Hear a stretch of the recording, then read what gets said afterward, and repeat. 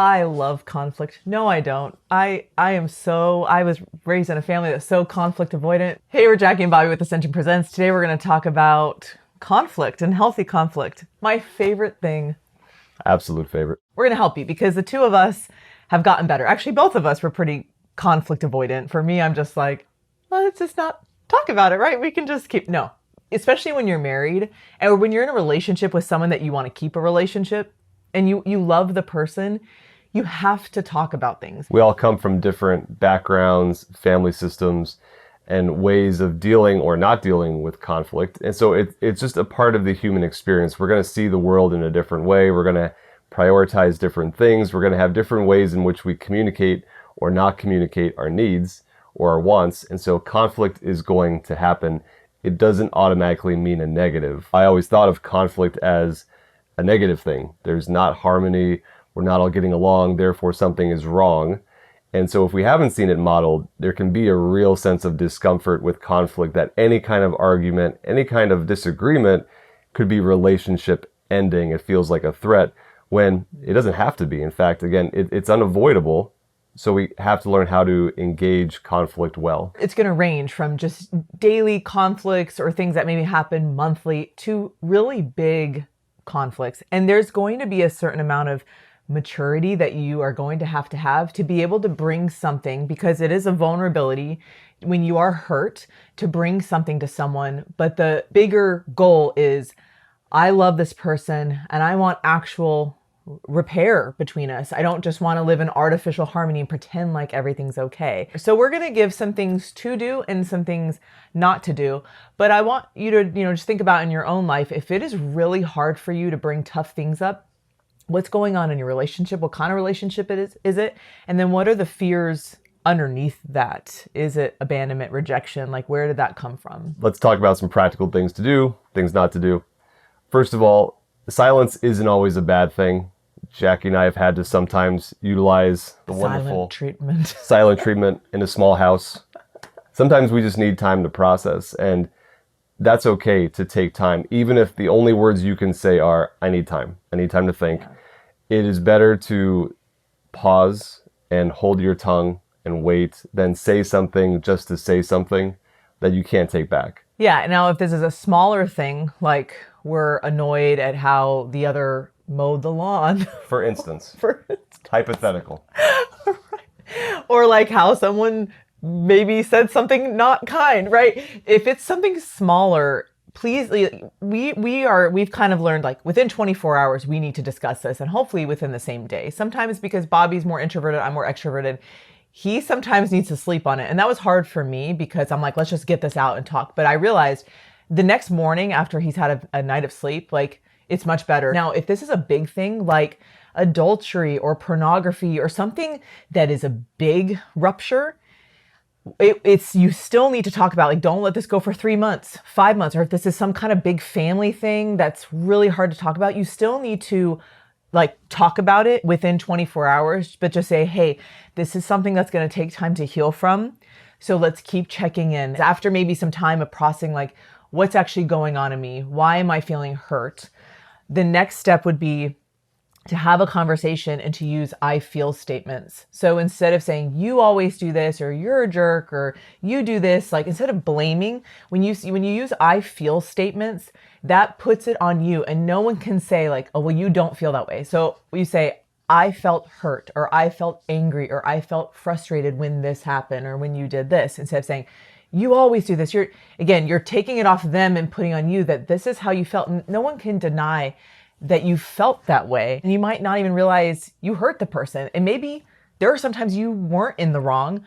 But I know, and for me, it's like, if I hurt my husband and I'm like, oh, I didn't even know I did that, I still would never want to hurt. Like, if I had known that action would have hurt you, I would have never done it. I'm so sorry, right? You don't want to attack the character. You don't want to blame. You always do this. What's wrong with you? Like, that it doesn't work towards reconciliation. It really just further ingrains our own anger, and the other person is likely not going to receive it well either. Mm-hmm. So for the hope of moving towards repair in the relationship, stick with I feel, that made me feel this way, or I have noticed certain behavior there was a time I had postpartum anxiety, and I just kind of, Bobby was like, you have like no color in your life. So say he brought something to me, and it's not like I hurt him, but he said, hey, I'm noticing that you're on your phone a lot, or that you aren't look, whatever. He could notice some actions, and out of love, not assume, but he could say, what's going on? Or maybe I've been noticing the behaviors, like, or say you have a spouse who is gaming too much or something, or like gambling, like something that you can say, hey, I've been noticing this, what's going on? And we do it out of love, and we always want to assume the best. So it's not always maybe someone hurt us, but maybe we are noticing behavior. So you kind of mentioned the behavior, and then say like, what's going on? What's happening? And it's always out of love. So for us, what's really helpful is after say, I feel, it's helpful for us to say, I wish this is how it would have gone down. So, hey, I felt hurt when you did this. This is how I wish you would have responded. Another step to take is have empathy. Seek to put yourself in the other person's shoes. Remember that the other person is another I, and they are experiencing the world in a different way and coming from different family systems and a different background. And what I thought may not have been a big deal, she did. And so instead of defending it and automatically trying to defend my actions, try to see it from the other person's perspective, which is sometimes harder. Like, it's easier said than done, but it's an important step for wanting to build towards a repair is, yeah, okay, maybe I didn't intend it to go this way or to hurt her, but yeah, from her perspective, I can see it. And I'm sorry you felt that way is also not an apology. Yeah, don't say, I'm sorry you felt that way. FYI, no, not an actual apology. And so to apologize, and then even to say, I forgive you. Now, there are going to be some situations in relationships or marriages that are really tough. Again, we know that there are some really difficult situations, and that might require a third party. That might require therapy. Again, if you are in a marriage where you feel like you're walking on eggshells, you can't even bring this stuff up, that is when you need somebody else. You need a mediator. You need someone to help you.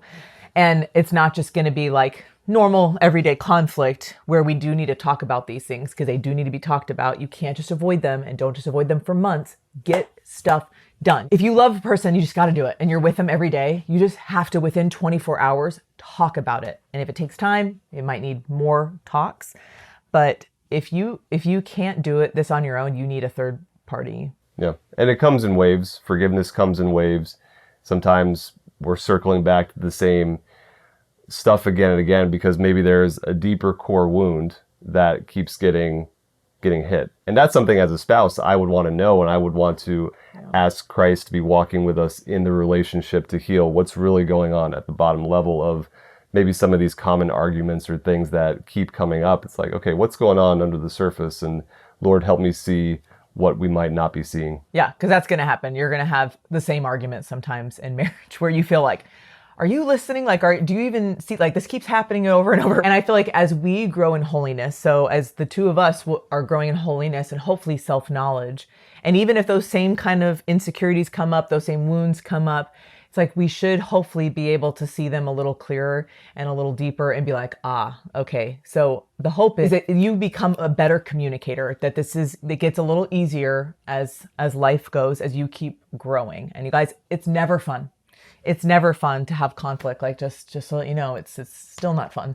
But again, it's out of, you love this person, and so you want this relationship to have repair and to have healing and to go back to that love that you once had. Yeah, to remember the positives in the midst of conflict and arguing.